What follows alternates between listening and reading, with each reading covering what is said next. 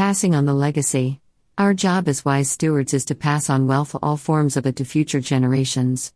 Passing on financial wealth is the easiest form of capital to pass on, yet in most cases it should be the last form of capital to pass on because of its inherent danger. I know many reading this will not consider themselves to be financially wealthy, which is fine. We are all stewards of the story that God has given us. It is a good story.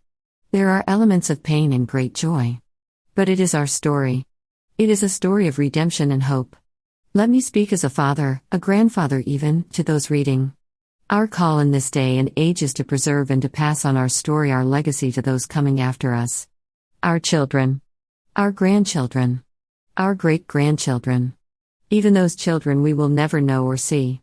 I think God intended all along that one generation would tell the next, and they in turn tell the next.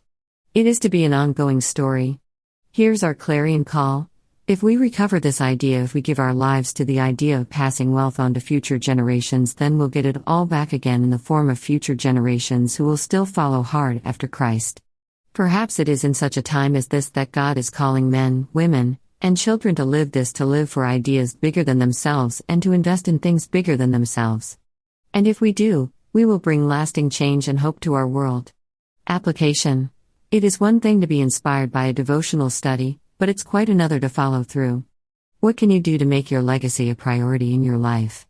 This reading plan is based on the book, Giving It All Away and Getting It All Back Again, by David Green, CEO and founder of Hobby Lobby. Order the complete book online. www.mardel.com/David_Green. So commit yourselves wholeheartedly to these words of mine. Tie them to your hands and wear them on your forehead as reminders. Teach them to your children. Talk about them when you are at home and when you are on the road, when you are going to bed and when you are getting up.